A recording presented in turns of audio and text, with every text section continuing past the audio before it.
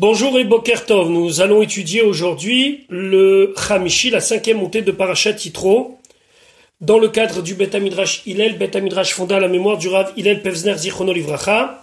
Notre étude commence au Perek Yutet, 19e chapitre du livre de Bereshit, Pasuk Zayin. Donc nous avons vu l'arrivée des Bnei Israël au Midbar Sinaï, leur installation face au mont Sinaï, c'était le Rosh Chodesh Sivan 2448, Keish Echad, Belev Echad, comme un seul homme d'un seul cœur. Le lendemain, Kadosh Baruch Hu s'adresse à Moshe Rabbeinu depuis la montagne. Moshe Rabbeinu commence à préparer les Bnei Israël, en tout cas reçoit l'ordre de préparer les Bnei Israël à recevoir la Torah. Kotomar levet Yaakov, ainsi tu parleras d'abord aux femmes d'une manière douce et encourageante, Vetaged l'Ibn Israël, puis après tu parleras aux hommes d'une manière un petit peu plus rigoureuse en leur rappelant leurs obligations.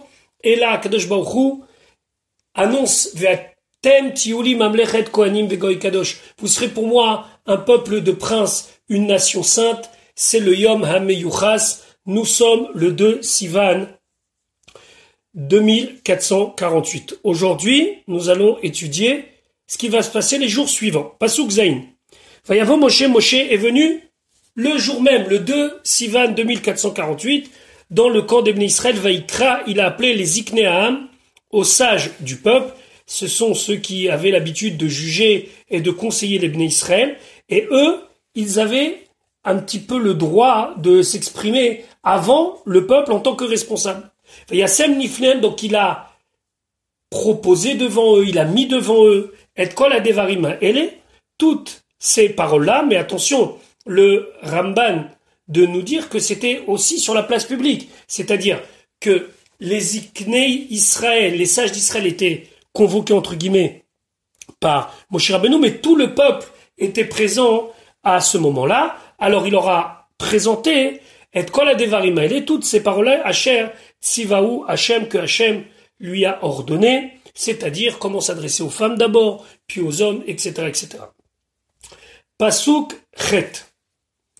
Donc, suite à cette présentation, Moshe Rabbeinu, nous dit le Ramban, leur dit, bon voilà, je vous ai tout présenté, maintenant choisissez. Oui, non. Et là, Vaya'anu Chol Ha'am Yardav, Vaya'anu, ils ont répondu Chol Ha'am, tout le peuple, Yardav, ensemble, immédiatement, ils n'ont même pas attendu la réaction des Ziknei Haïda, des sages de l'Assemblée. Vayomeru, et ils ont dit, du plus petit au plus grand, Kol Asher Diber Hashem, tout ce que Hashem a parlé, n'a assez, nous allons le faire. Et le Orachem de souligner que c'était d'une pleine conscience et d'une volonté sincère qu'ils ont accepté tout ce que Akadosh Baruch Hu leur a demandé et va leur demander. Alors à ce moment-là, pourquoi on verra plus tard que Akadosh Baruch Hu il a été obligé de mettre sur eux la montagne du Har Sinaï pour leur dire si vous acceptez tant mieux, sinon ici est votre tombeau. Alors il y a plusieurs réponses à cela. Celle de Rabbeinu Bechaye qui a amené ici, c'est que il y a deux parties dans la Torah chez Birtav et la Torah chez Be'al-Peh. La Torah chez Be'al-Peh, c'est la tradition orale, c'est elle qui finalement donne un sens concret à la Torah chez Birtav. Ve'ayu le totafot ben enecha, ce sera totafot entre tes yeux. Il nous a fallu la Torah orale pour savoir que c'était des cubes noirs dont on devait mettre pas entre les yeux mais au niveau de la frontanelle, qu'on appelle aujourd'hui tfilin shel rosh. Donc c'est cette partie-là où Akadosh Baruch Hu il a dû mettre la montagne sur le peuple juif pour qu'il accepte, parce que cette montagne est pleine de contraintes, de barrières, de takanot, d'institutions de nos chachamim, et là il fallait véritablement aller jusqu'au bout. Ceci dit, la Gemara dit dans Masechet Shabbat que, au final, après l'histoire de Purim, les Bnei Israël, ils ont réaccepté la Torah chez Be'al-Peh, mais cette fois-ci, Besimcha, comme c'est marqué, Kimu vekiblo Yehudim, ils ont accompli ce qu'ils avaient déjà reçu auparavant. En tout cas, Vayomer Moshe il a dit, et là on est déjà le 3e jour du mois de Sivan, et Kol Divraham, toutes les paroles du peuple, El Hashem, à Dieu, il est remonté voir Akadosh Baruch Hu, et comme on le sait, c'était tôt le matin, pour dire à Akadosh Baruch Hu, ils ont complètement accepté ce que tu as demandé. Rashi, Vayashev Moshe et d'Ivraam. Moshe a rapporté les paroles du peuple.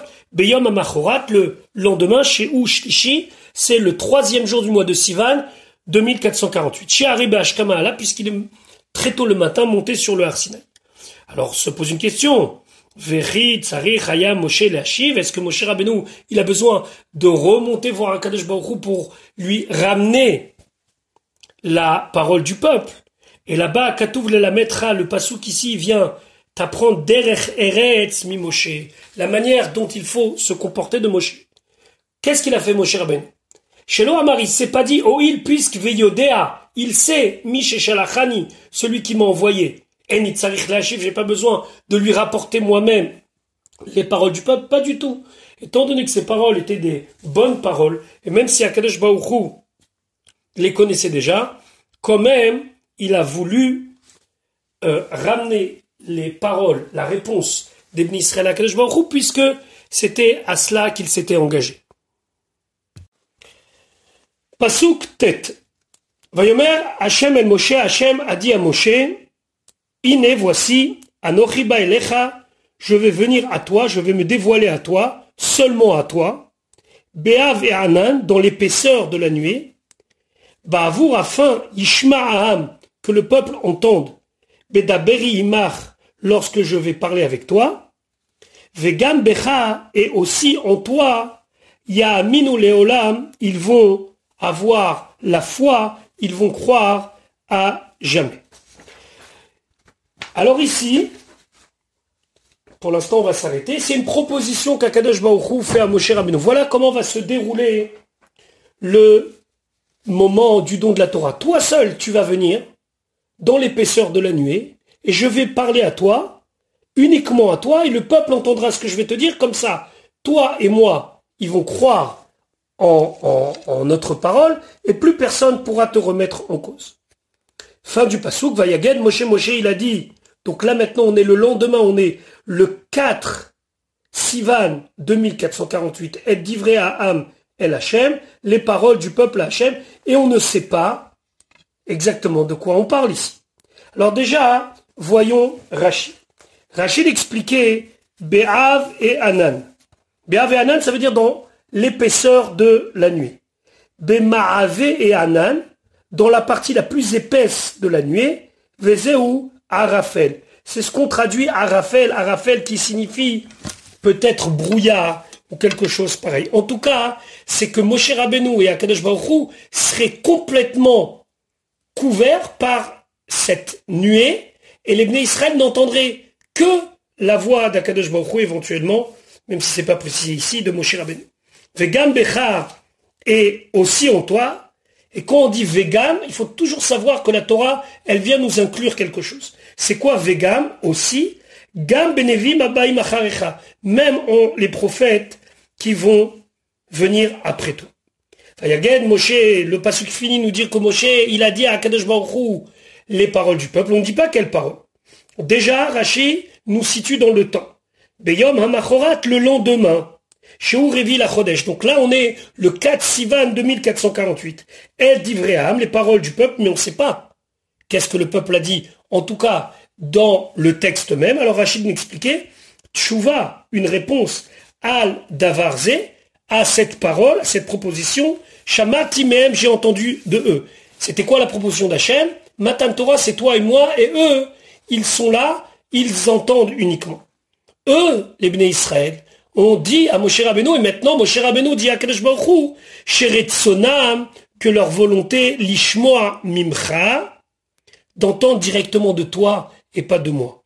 Enodome hashomea mipi hashaliach, ce n'est pas la même chose celui qui entend de la bouche d'un émissaire, d'un shaliach, la shomea mipi hamelech, de celui qui entend directement de la bouche du roi. Donc les Bnei Israël ne veulent pas d'une session particulière entre toi et moi, et que eux seraient derrière la nuée, et ils entendraient globalement. Non, ils veulent entendre directement de toi, au même niveau, pratiquement, que la personne qui est l'émissaire.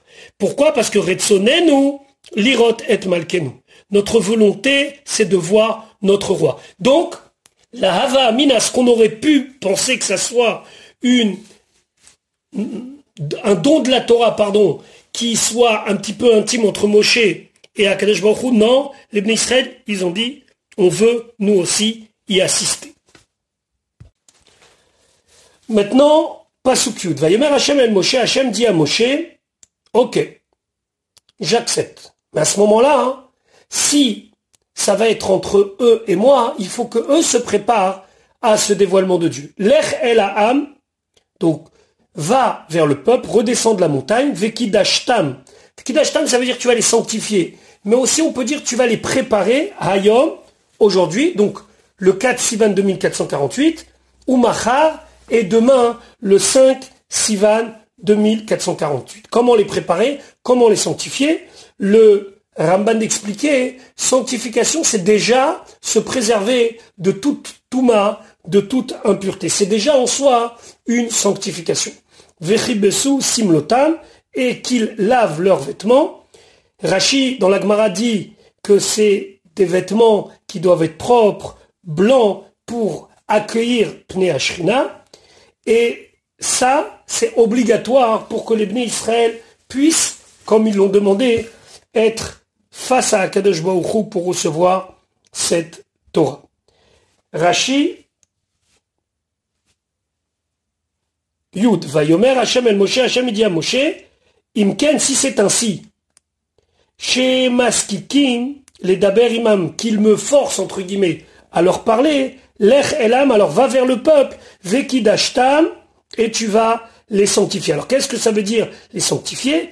Vezimantam, tu vas les préparer, Shiachinu Atzmam Ayom Umacha, qu'aujourd'hui et demain, ils fassent des préparations. Des préparations de sanctification et aussi de préparer leurs habits.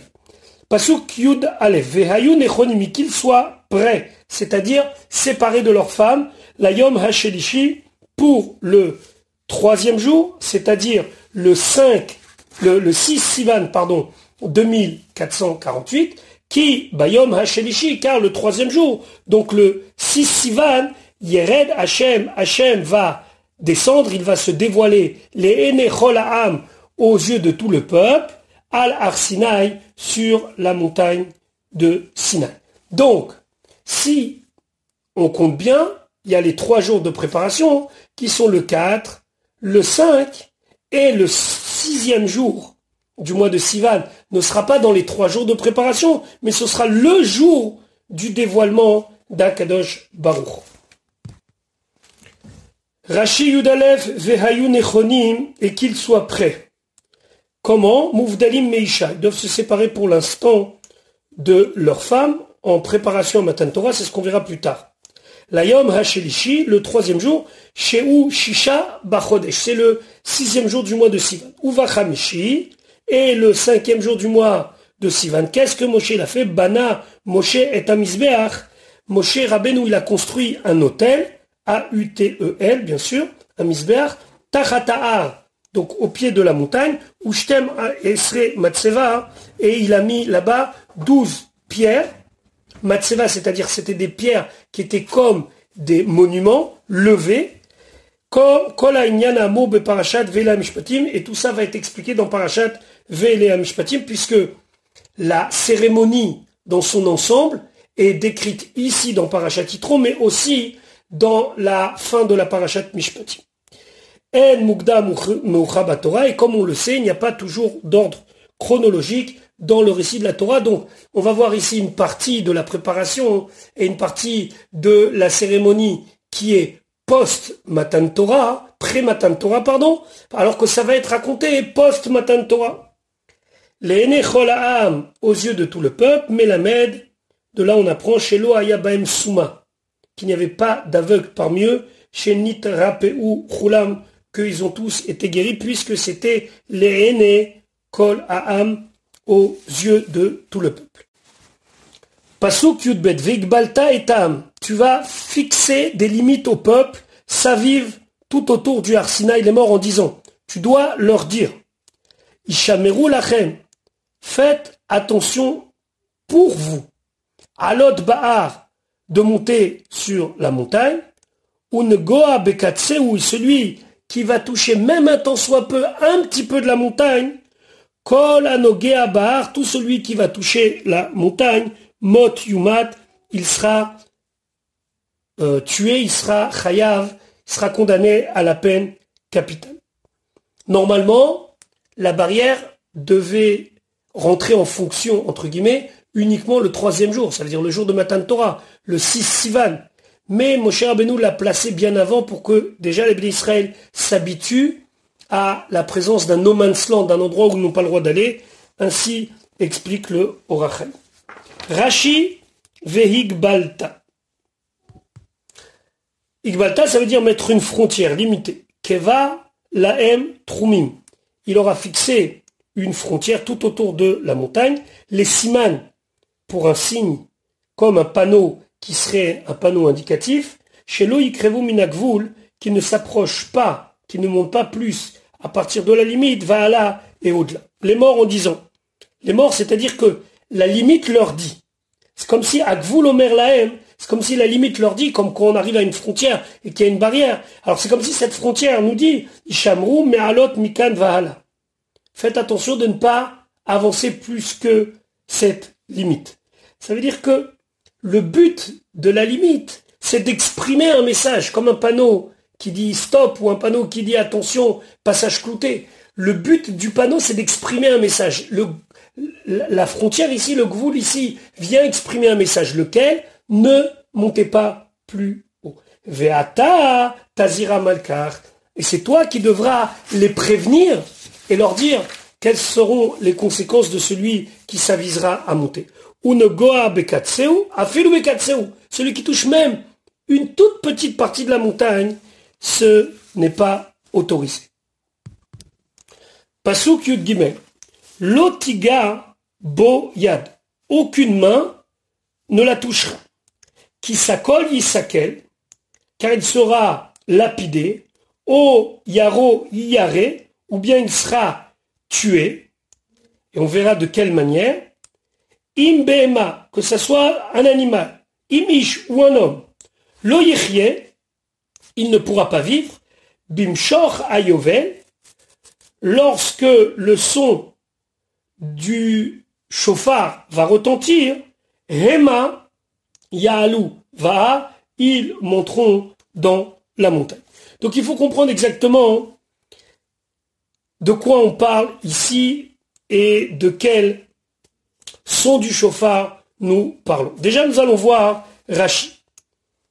Rashi de nous expliquer Yaro Yare, où il sera abattu. Alors si on veut traduire abattu, il faut aller beaucoup plus loin dans la traduction, puisque la traduction de Yaro Yare, ça veut dire lancer.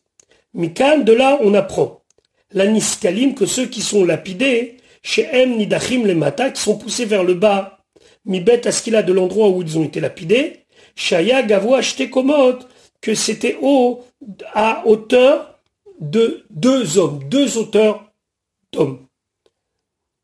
Yare, Yushlach le Mata, la Aretz, il sera jeté vers le bas à terre.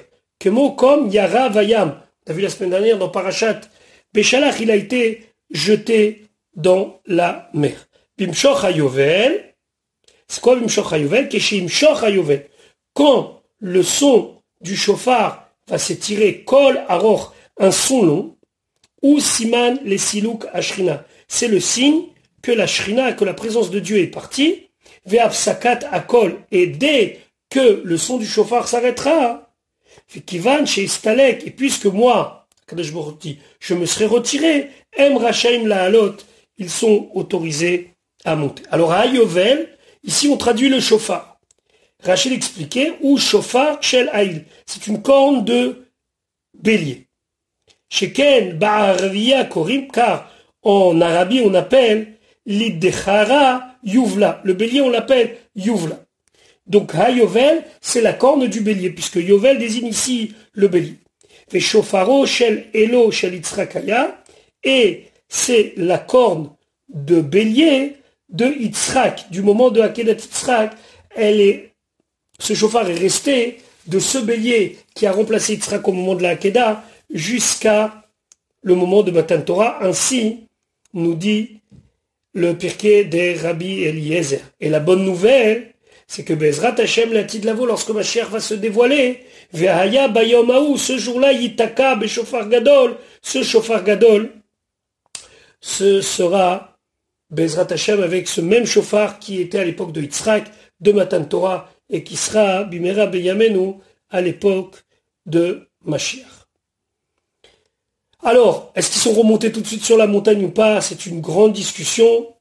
Dans la Gemara, il y a un Rashi qui dit qu'ils n'ont pas pu remonter sur le Har Sinaï jusqu'au 1er Nissan 2449. C'est-à-dire pratiquement pendant 10 mois. D'après Tosfot là-bas, Tosfot dit non, dès que la Shrina s'est retirée, ils ont pu y remonter. Pasuk Yud Dalet. Vayered Moshe Mina, Moshe, il est descendu de la montagne. Donc on est le 4 Sivan 2448. El Ha'am vers le peuple. Vaïkadesh et Ha'am. Il a préparé le peuple. Vaïchabesu Simlotam. Et il a lavé leurs habits. Il leur a demandé. Mina'a El Ha'am Melamed. De là on apprend. Chez Loaya Moshe Poné la Asakav Moshe. N'allez pas faire autre chose que ses occupations. Et la Mina'a El Ha'am seulement. Du peuple à la montagne et vice versa. Pasuk Yudzaïn, Vayotse Moshe Etam. Moshe, il a fait sortir le peuple Likrata Elokim à la rencontre de Dieu. Ça veut dire qu'il a été les réveiller, il les a sortis de leur tente pour leur dire allez vers la montagne. Akadosh Baruch Hu nous attend, Mina Machane du camp. Il a été partout. Vaïtiatsevu, ils se sont tenus debout Betarti Ta'ar. Deux traductions possibles, ou bien au pied de la montagne, ou bien sous la montagne. Et comme c'est bien connu, sous la montagne, la Gemara dans Masechet Shabbat, elle dit que Akadosh Baruch Hu leur a dit si vous acceptez la Torah, très bien, sinon, Sham Tehe Gvuratrem, ici ce sera votre tombeau. Voyons ce que dit Rashi, Likrata Elokim Magid. De là, on vient nous dire chez Ashrina Yatsa Likratam, que la Shrina est sortie à leur rencontre, Kechatan Ayotse Likrat Kala, comme un Khatan qui va à la rencontre de la Kala. On sait très bien que juste avant le moment de passer sous la choupa, le Khatan va vers la Kala. Vezé, chez Neymar, comme c'est marqué, Hachem mi Sinaïba.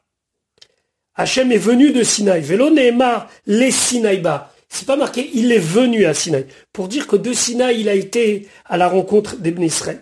Donc, on dirait que c'est un autre détail de ce qu'on avait dit précédemment, où Akadosh Baruch Hu est venu en premier sur la montagne. Betar Titar les Fipshuto, selon le sens simple, nous dit Rashi, Beragle Ahar, au pied de la montagne. Ou Midrasho, le Midrash dit, Shenitlash Ahar, Mimkomo, elle a été déracinée la montagne de sa place, Venirpa Aleem Kegigit, et il leur a mis sur eux, alors Kegigit, qu'est-ce que c'est Gigit? Gigit, c'est un tonneau.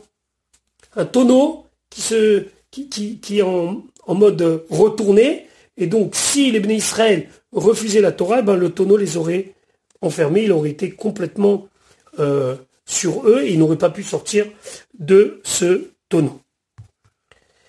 Le Maharal de Prague développe ici une idée intéressante. Il dit qu'Akadosh Baruch Hu a volontairement forcé les Bnei Israël d'accepter la Torah. On a un din concernant quelqu'un qui aurait, Dieu préserve, violenté une femme, Anoussa. La Torah dit Lo yuchal leshalcha kol yamav. Cet homme est lié à jamais avec cette femme puisque il a agi avec elle béonès, avec contre son gré de cette femme-là. Alors l'homme devra toute sa vie vivre avec cette femme-là. Le fait qu'Akadosh Baruch Hu nous ait forcé, entre guillemets, dit le Maharal, c'est pour nous donner le même din qu'une Anoussa, qu'une femme qui a été forcée. Et là, le din est lo yuchal leshalcha kol yamav, il ne pourra jamais la renvoyer. La même chose, les Bnei Israël ne pourront jamais être renvoyés par l'homme qui les a forcés à s'unir avec lui, c'est-à-dire Akadosh Baruch Hu. Donc c'est quelque part Akadosh Baruch Hu, il a fait une protection juridique aux Bnei Israël pour que les Bnei Israël aient le din de cette Anoussa et que lui le din de cet homme, et donc nous sommes unis à jamais. Pasuk Yutret. Ve'ar Sinaï, et la montagne de Sinaï, Ashan Kulo, était complètement enfumée.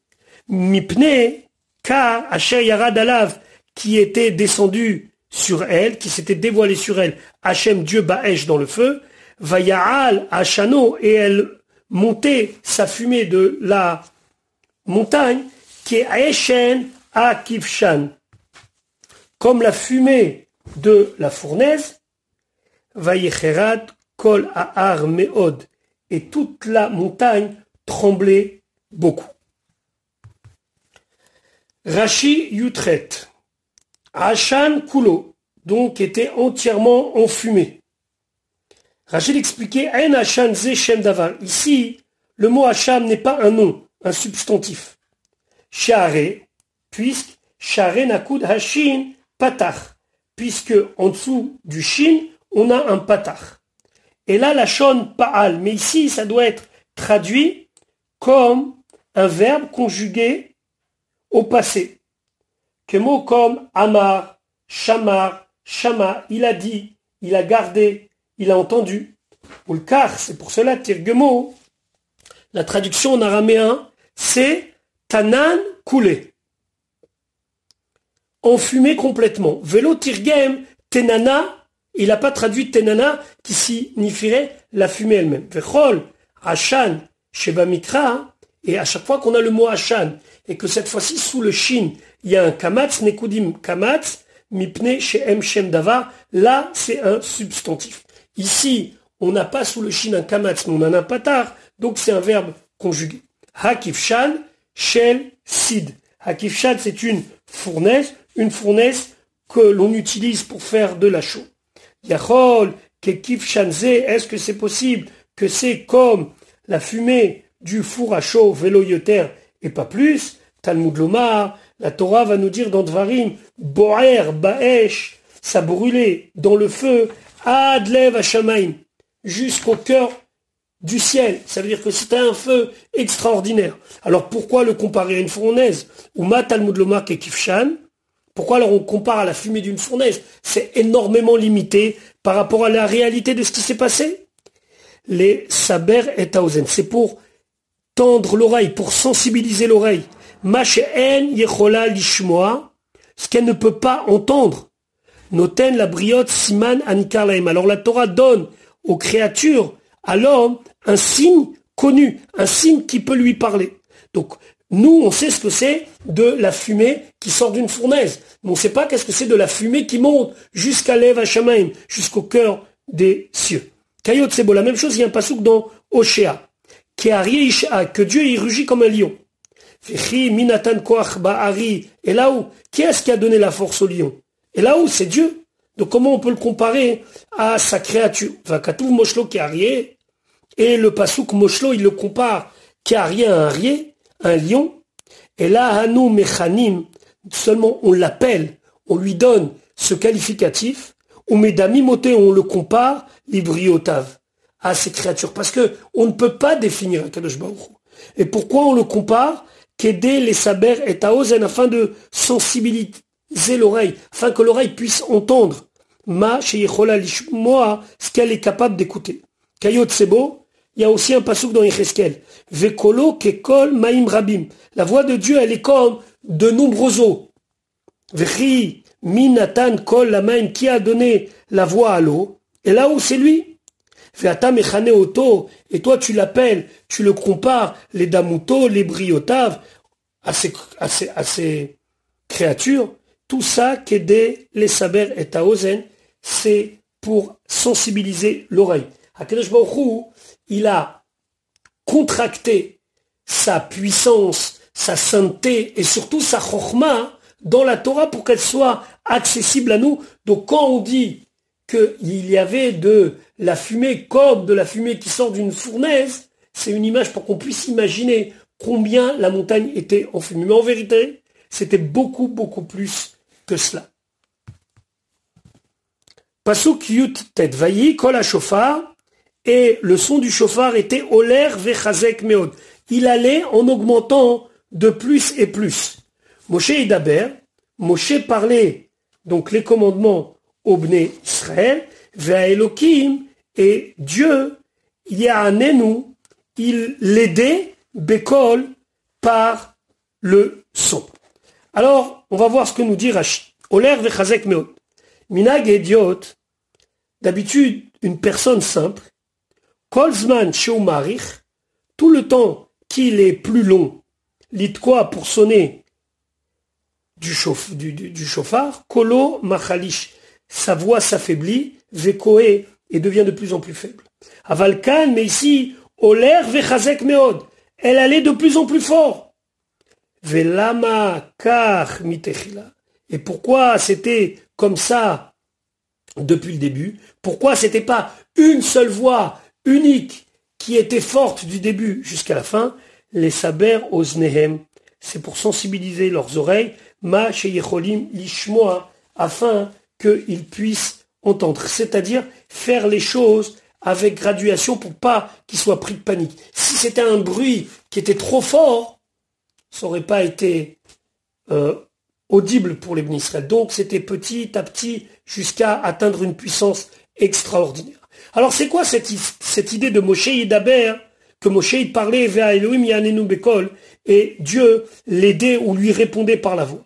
Rachid expliquait que Shaya Moshe Medaber, lorsque Moshe il parlait, ou Mashmiya Adibrot, il faisait entendre les paroles de Dieu, les Israël à Israël, Share lo shamu mi pi agvura, car en vérité les Bnei Israël n'ont entendu de la bouche même de Dieu, et là seulement Anochi velo yelecha.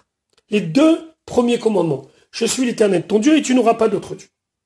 Fait Akadosh Baruch Hu, et Akadosh Baruch Hu, Messayo, il l'aidait. La tête bokoar de lui donner de la force, liyot kolo magbir, pour que sa voix soit forte, vinishma, et soit entendue. Ça, c'était l'aide d'Akadosh Baruch Hu. C'est ça qu'on dit Ya'anenu vekol. Rashi, Ya'anenu al devarakol. Il lui répondait dans le sens de l'aider et d'amplifier sa voix au sujet de la voix, celle de Moshe Rabbeinu. Comment? Asher Ya'ane va'esh, comme c'est marqué, qui répondra dans le feu. On ne répond pas dans le feu.